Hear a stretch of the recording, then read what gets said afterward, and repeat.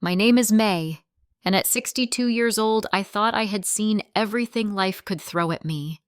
For the past year, I'd been living with my daughter Sarah and my grandson Tyler in the house I bought 30 years ago with my late husband Robert. What started as a generous offer to help my family had slowly turned into something that made me feel like a stranger in my own home. The tension had been building for months, but nothing prepared me for what my daughter would say to me on that cold Tuesday morning. Little did she know I had been preparing for this moment longer than she could imagine. Before I share what happened next, let me know in the comments where you're watching from, and please hit that like button and subscribe for more real-life stories. Trust me, you won't believe how this family drama unfolded and the shocking twist that left everyone speechless.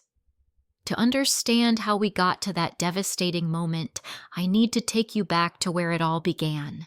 My late husband Robert and I had built a beautiful life together in our cozy 3-bedroom colonial home in suburban Ohio. For 28 years, we poured our hearts and savings into making it perfect. Every weekend, Robert would tend to his rose garden while I worked on the vegetable patch. We painted every room ourselves, installed hardwood floors, and even added a sunroom where we'd drink our morning coffee. Sarah grew up in that house, and some of my happiest memories were made within those walls. Birthday parties in the backyard, Christmas mornings, around the fireplace, and countless family dinners where we'd laugh until our sides hurt. When Sarah graduated high school, then college, Robert and I felt such pride knowing we'd given our daughter the stable foundation she needed to succeed in life. 3 years ago, everything changed when Robert suffered a massive heart attack while working in his beloved garden. The doctors did everything they could, but we lost him that same evening. The grief was overwhelming, and suddenly the house that had been filled with so much love and laughter felt impossibly empty and quiet. About a year after Robert's passing, Sarah called me in tears. She and her husband Marcus were getting divorced after 15 years of marriage. She'd also lost her marketing job due to company downsizing and was struggling to make ends meet while caring for 16-year-old Tyler. As any mother would, I immediately invited them to come stay with me. I had plenty of space, and honestly, I welcomed the company and the chance to be closer to my grandson. When Sarah and Tyler first moved in, it felt like a blessing. The house came alive again with conversation, laughter, and the sounds of family. I loved cooking Tyler's favorite meals and helping him with homework at the kitchen table where I'd once helped his mother. Sarah seemed grateful for the support, often thanking me for opening my home to them during such a difficult time. We'd watch movies together in the evenings, and I felt useful again, like I had a purpose beyond just existing in my grief. Those first few months were genuinely wonderful. Tyler would tell me about school, his friends, and his dreams of playing college basketball.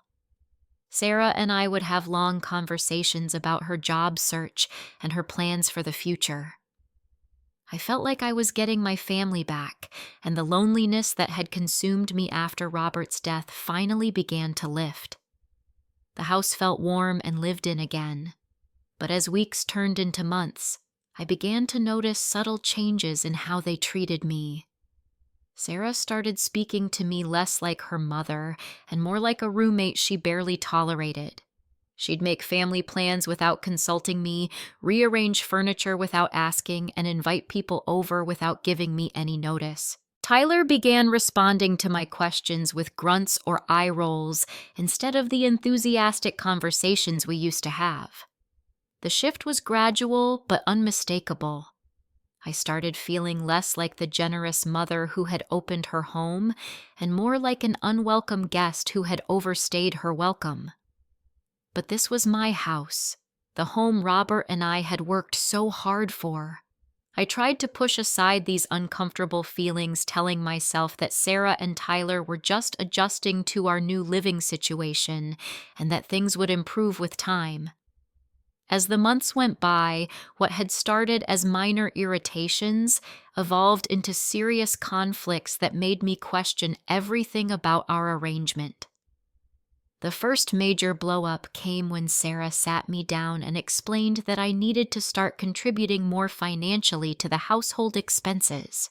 I was stunned by her request, considering I owned the house outright and had already been covering the mortgage payments, property taxes, utilities, and most of the groceries. When I gently reminded Sarah that I was already shouldering the majority of our living expenses, her response shocked me. She claimed that since they were living there too, I should pay my fair share of utilities and food costs. She calculated that I owed approximately $400 per month, as if I were just another renter in my own home. The conversation became heated when I had tried to explain that as the homeowner, I was already contributing far more than my share. Sarah's attitude during this discussion was cold and businesslike, nothing like the grateful daughter who had moved in months earlier.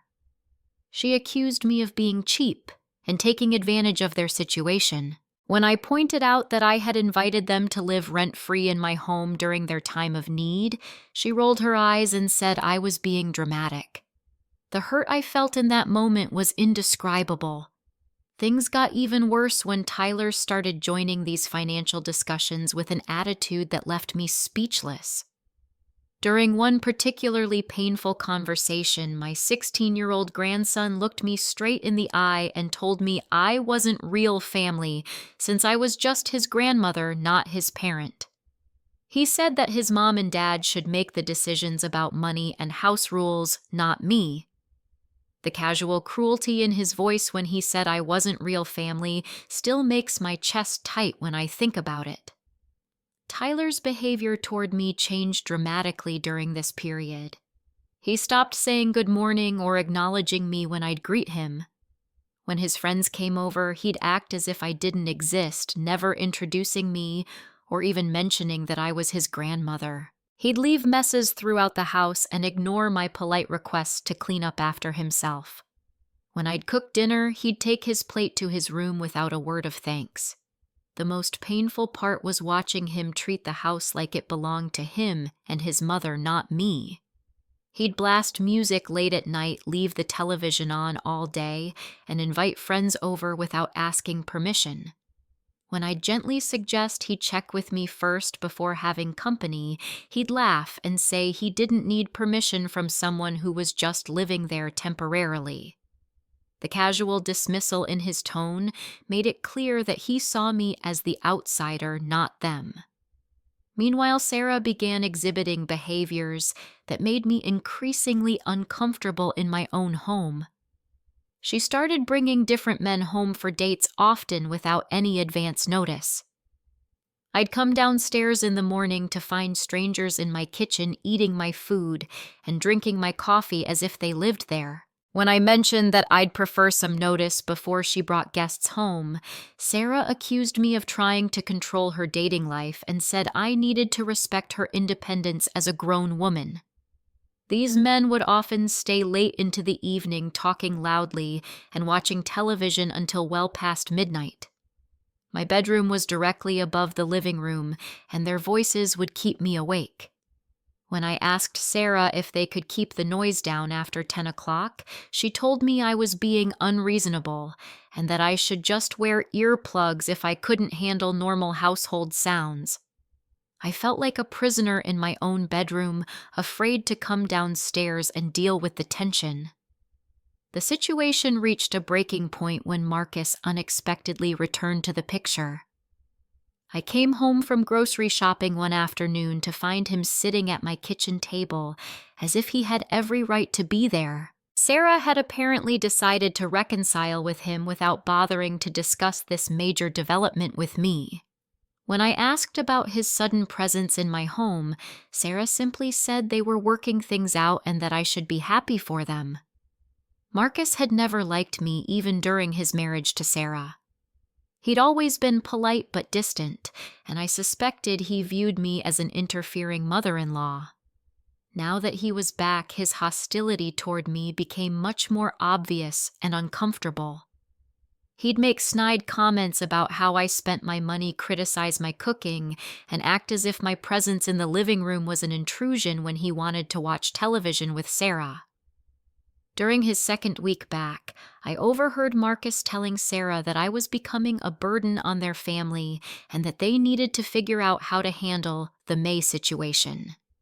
He used those exact words as if I were a problem to be solved, rather than Sarah's mother, who had graciously opened her home to them. The callousness in his voice made my blood run cold, and I realized that my presence was being discussed as an obstacle to their reconciliation.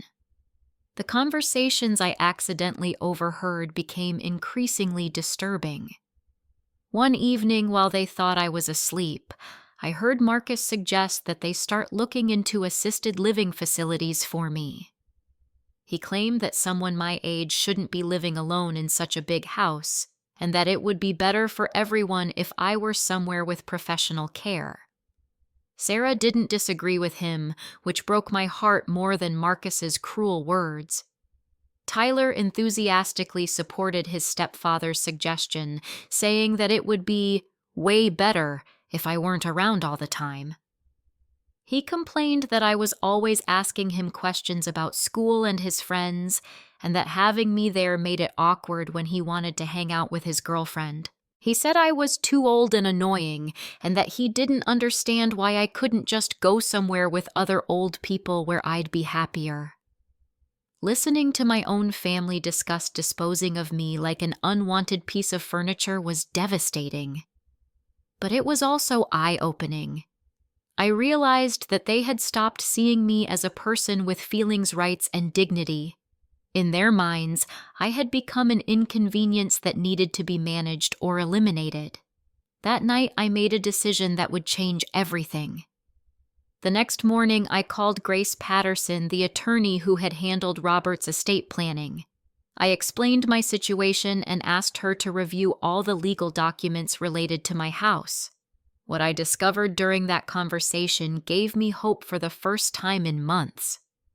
Grace reminded me of something crucial that I had forgotten in all the emotional turmoil of the past year. When Robert passed away, he had already transferred his half of the house's ownership to me 5 years earlier as part of our retirement planning. The deed showed that I was the sole owner of the property with no legal claims from anyone else. Sarah had no ownership stake whatsoever.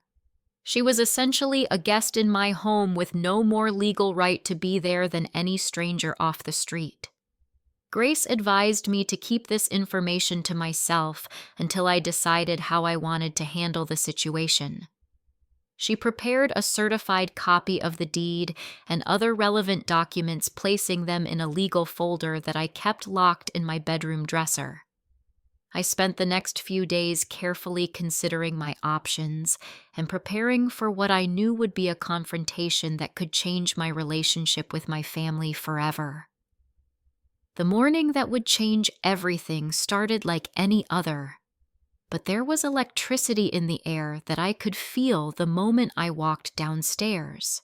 Sarah, Marcus, and Tyler were already gathered in the living room, sitting close together on the couch like a united front. Their body language made it clear that they had been planning this conversation, and I was about to be on the receiving end of whatever they had decided. I made myself a cup of coffee with hands that shook slightly, not from nerves, but from anticipation. I had been expecting this moment for weeks, and part of me was actually relieved that we were finally going to address the elephant in the room.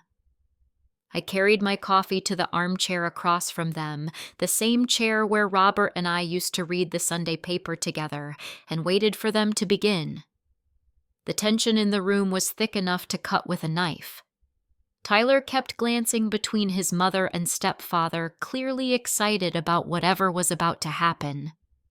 Marcus sat with his arms crossed, wearing the smug expression of someone who thought he held all the power. Sarah looked nervous but determined, like she had rehearsed what she was going to say and was afraid she might lose her nerve if she didn't get it over with quickly. I sipped my coffee calmly and waited, having learned long ago that in situations like these, it's often better to let the other person speak first. The silence stretched on for what felt like hours, but was probably only a few minutes. Finally, Sarah cleared her throat and leaned forward, her hands clasped tightly in her lap. What came next hit me like a physical blow, even though I had been preparing for something like this. Sarah looked me directly in the eyes and said, "Mom, we've been talking, and we think it would be best for everyone if you found somewhere else to live. You have one day to make arrangements and pack your things."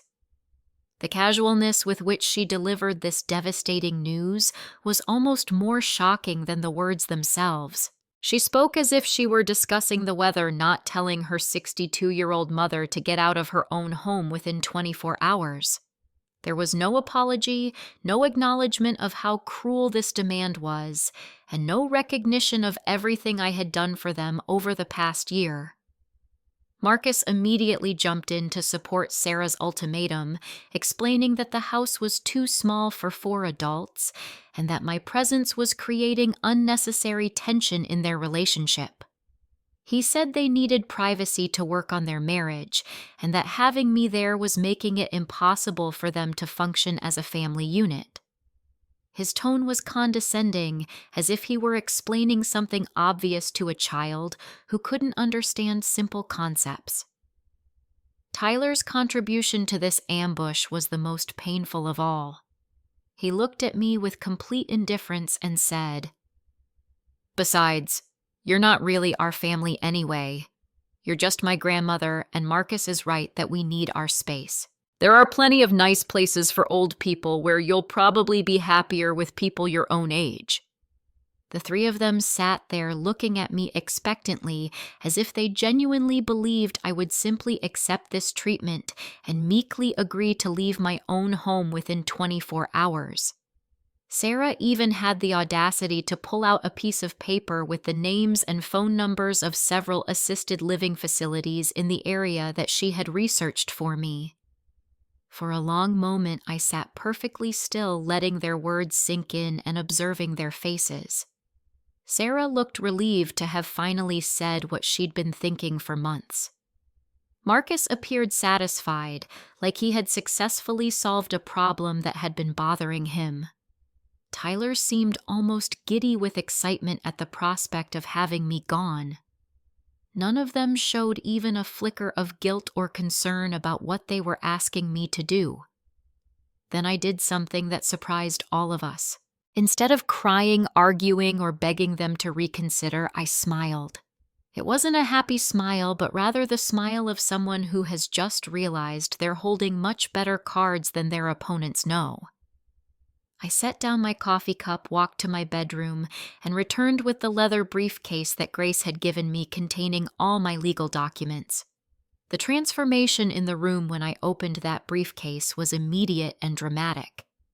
Sarah's confident expression faltered the moment she saw the official-looking documents inside. Marcus sat up straighter, his smug demeanor replaced by confusion and growing concern. Tyler stopped fidgeting and stared at the papers in my hands with wide eyes, sensing that something significant was happening, but not understanding what. I pulled out the first document, a certified copy of the property deed, and placed it on the coffee table where all 3 of them could see it clearly. The official seal and legal formatting made it obvious that this wasn't something I had printed off the internet or created to bluff my way out of their ultimatum. This was a real legal document with real consequences. "Since you're so concerned about who has the right to live in this house," I said in a calm voice that surprised even me, "I think you should know exactly who owns this property." I pointed to the section of the deed that clearly showed my name as the sole owner, with no mention of Sarah Marcus or Tyler anywhere on the document. Sarah's face went pale as she leaned forward to read the deed more carefully. Her hands trembled slightly as she picked up the document, and I could see the exact moment when the reality of her situation began to dawn on her. Marcus grabbed the paper from her hands, his eyes scanning the legal language with increasing disbelief and growing panic. "This house belongs entirely to me." I continued, my voice steady and matter-of-fact. "Your father transferred his portion of the ownership to me 5 years before he died as part of our retirement planning. You have no legal claim to this property whatsoever. You've been living here as my guest for the past year, nothing more." The silence that followed was deafening.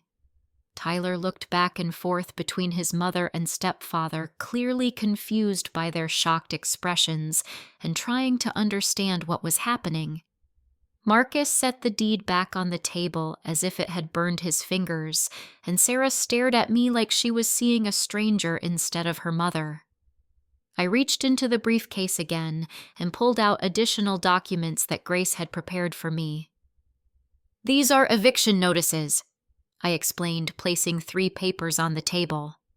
"Since you seem to think that people should have one day to find new living arrangements, I'm giving you exactly the same courtesy you just offered me." The look of absolute shock on their faces would have been comical if the situation weren't so serious. Sarah opened her mouth to speak, but no words came out. Marcus ran his hands through his hair, clearly trying to process how the tables had turned so completely and so quickly. Tyler finally found his voice and asked, "What does this mean?" "It means," I replied, "that since you want someone to leave this house in one day, you can start packing your own belongings. You have 24 hours to find somewhere else to live. All of you." I explained calmly how I had listened to their conversations about putting me in assisted living, how I had endured months of being treated like an unwelcome burden in my own home, and how I had tolerated their complete lack of respect and gratitude. I told them about every hurtful comment, every dismissive look, and every moment when they had made me feel like I didn't belong in the house I had worked my entire adult life to own. "You want to know what real family means?" I asked, looking directly at Tyler. "Real family doesn't treat each other like disposable inconveniences. Real family doesn't plot to get rid of elderly relatives like they're pieces of unwanted furniture. And real family certainly doesn't tell someone they have one day to get out of their own home." The impact of my words hit Sarah like a physical blow. She had been sitting frozen in shock, but suddenly she began hyperventilating. Her breathing became rapid and shallow, and she clutched her chest as if she were having a heart attack. The color drained completely from her face, and she started swaying in her seat. "Mom, I can't breathe," she gasped, and before any of us could react, she collapsed backward on the couch unconscious. The moment Sarah fainted, all the anger and hurt I had been feeling disappeared, replaced by the protective instincts of a mother whose child was in distress. Despite everything that had just happened, despite all the cruel words and heartless treatment, she was still my daughter, and seeing her collapse filled me with panic and concern. "Call 911!" I shouted to Marcus as I rushed to Sarah's side. Tyler stood frozen in shock, staring at his unconscious mother with wide, frightened eyes. Marcus fumbled for his phone with shaking hands, his earlier arrogance completely gone as he realized the severity of the situation. I knelt beside Sarah on the couch, checking her pulse and breathing while trying to remember the first aid techniques I had learned years ago. Her pulse was rapid but steady, and she was breathing normally, which relieved some of my immediate fears. I elevated her feet and loosened her shirt collar, speaking to her softly, even though she couldn't hear me. The paramedics arrived within 8 minutes, though it felt like hours. They quickly assessed Sarah's condition and determined that she had fainted due to shock and stress, but her vital signs were stable. They recommended taking her to the emergency room for observation and some tests to make sure there weren't any underlying medical issues that had contributed to her collapse. As we waited for the ambulance to arrive, Tyler finally broke down and began crying. The reality of what had just happened, combined with seeing his mother unconscious, had shattered his teenage bravado. He looked at me with tears streaming down his face and whispered, "Is Mom going to be okay?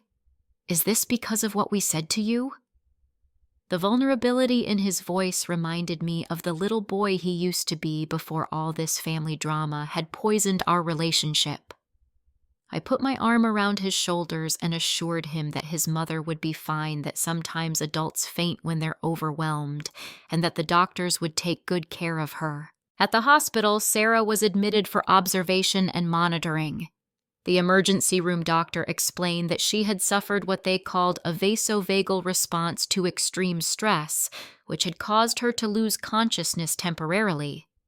Her blood pressure and heart rate had returned to normal, but they wanted to keep her overnight to make sure she was stable. As we sat in the sterile waiting room, the three of us were forced to confront what had just happened in a way that none of us had expected. The immediate crisis of Sarah's health had put our family conflict into perspective, but it hadn't resolved any of the underlying issues that had brought us to this point. Marcus was the first to speak, his voice quiet and subdued. "May I owe you a huge apology. We all do. What we did today was completely wrong, and I'm ashamed of how I've been treating you." His earlier hostility had been replaced by genuine remorse, and for the first time since he'd returned, he seemed to be speaking to me as a fellow human being rather than an obstacle to be removed. Tyler's apology was harder for him to get out, but it was clearly heartfelt. Through tears, he admitted that he had been angry about his parents' divorce and had taken that anger out on me. He said he knew that calling me not real family was cruel and untrue, and that he was sorry for making me feel unwelcome in my own home. When Sarah woke up several hours later, the first thing she did was ask for me. I sat beside her hospital bed as she cried and apologized for everything that had led to this moment. She admitted that she had been feeling overwhelmed by her life circumstances and had somehow convinced herself that I was part of the problem rather than recognizing how much I had been helping her. The conversation that followed was the most honest one we'd had in over a year. Sarah acknowledged that she had taken advantage of my generosity and had allowed Marcus and Tyler to treat me disrespectfully in my own home. She admitted that the idea of putting me in assisted living had been Marcus's suggestion, but that she had gone along with it because she was too overwhelmed to think clearly about what was best for everyone involved. I explained to all three of them how hurt and betrayed I had felt over the past months. But I also acknowledged that I should have spoken up sooner instead of letting resentment build up inside me. We talked about boundaries, respect, and what it really means to be a family, even when you're going through difficult times.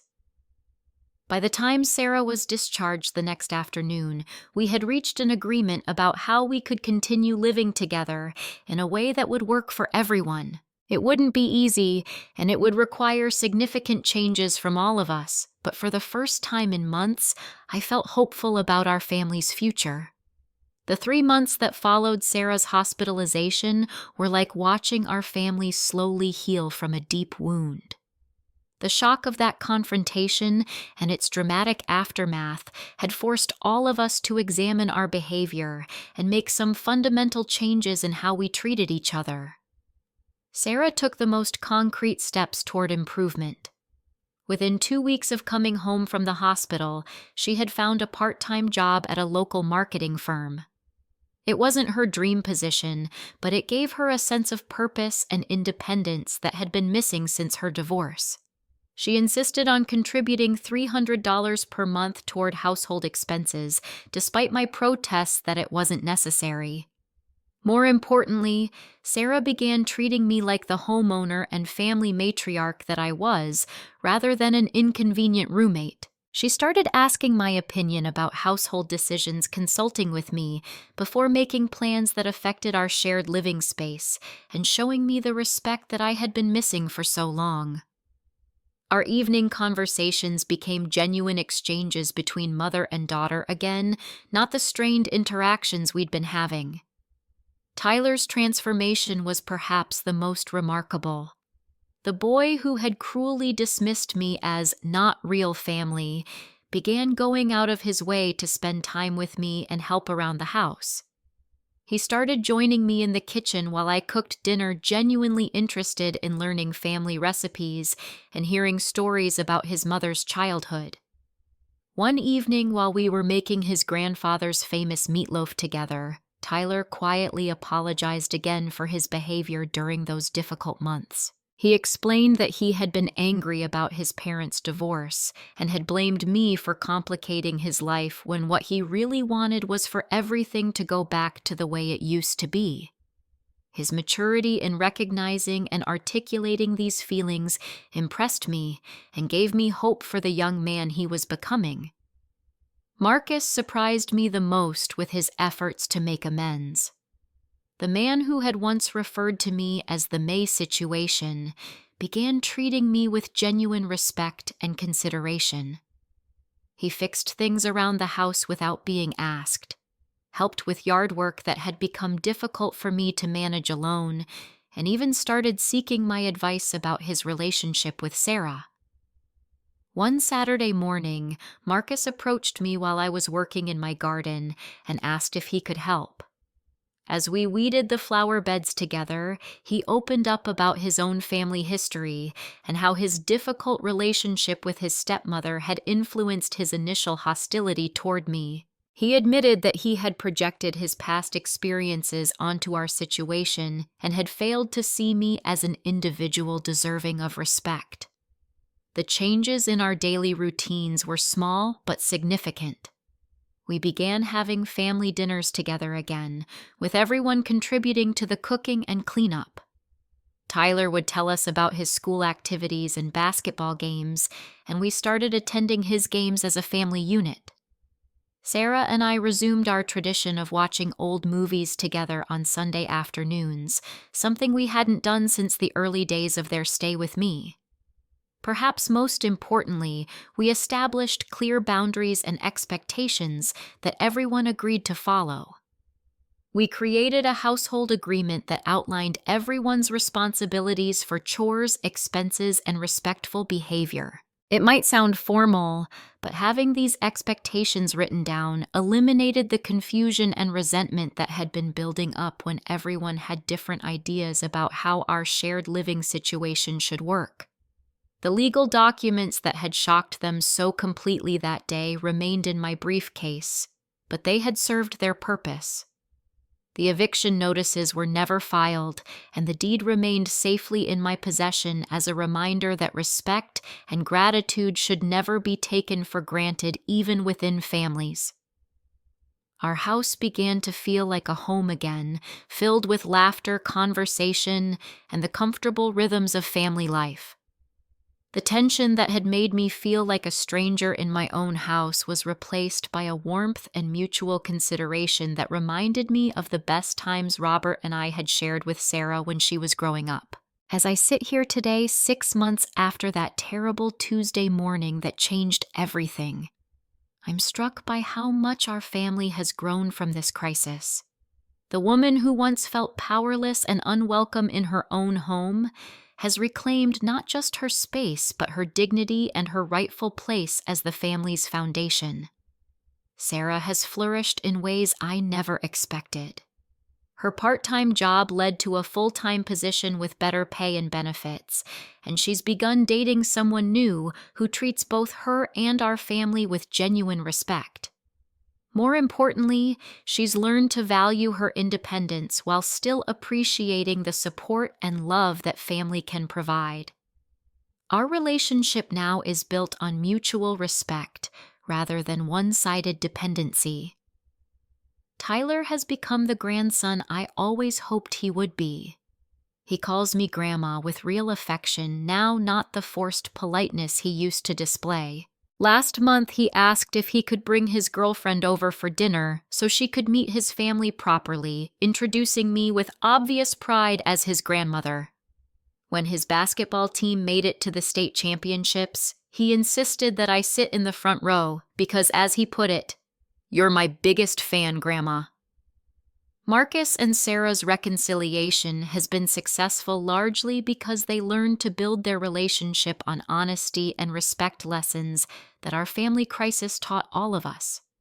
Marcus now treats me as a valued family member whose opinions matter, and he's become the son-in-law I never thought he could be.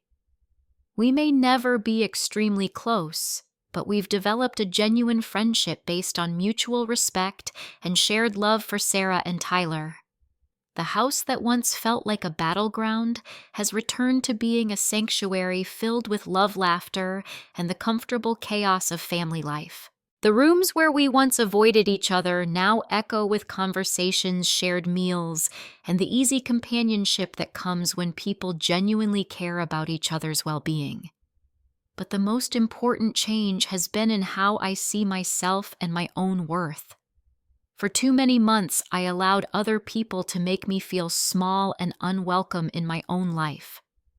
I learned that sometimes love requires strength, that kindness doesn't mean accepting mistreatment, and that family relationships must be built on mutual respect to truly thrive.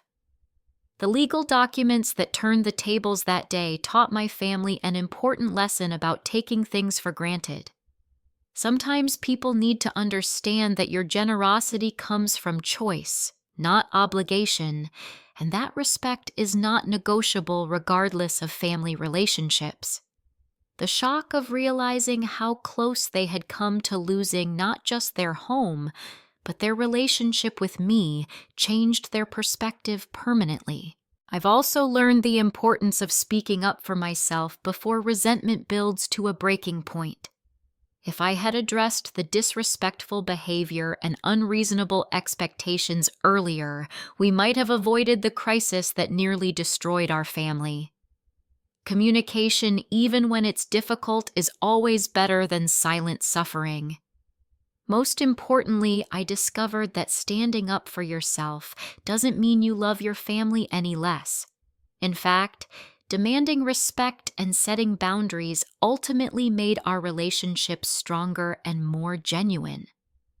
The family that emerged from our crisis is more honest, more appreciative, and more loving than we ever were before. Sometimes the people we love most need to learn that our patience and generosity have limits. Sometimes they need to understand that taking someone for granted can have real consequences. And sometimes the most loving thing you can do is refuse to accept treatment that diminishes your worth and dignity. To anyone listening who feels unappreciated or taken for granted by their own family, remember that you deserve respect regardless of your age or circumstances. Don't be afraid to stand up for yourself even when it's scary. And always remember that true family relationships are built on mutual love, respect, and consideration, not on power, convenience, or exploitation. Have you ever had to stand up to family members who were taking advantage of your kindness? How do you handle situations where you feel unappreciated or disrespected by the people you love most? Share your experiences in the comments below, and let's support each other through these challenging family dynamics. If this story touched your heart or taught you something valuable, please give it a like and subscribe for more real-life stories about family relationships and finding your strength when you need it most. Share this video with anyone who might need to hear that they deserve respect and appreciation from the people they love. Thank you for listening to my story, and remember that it's never too late to reclaim your worth and demand the respect you deserve. May your families be filled with love, understanding, and the mutual respect that makes a house truly feel like home.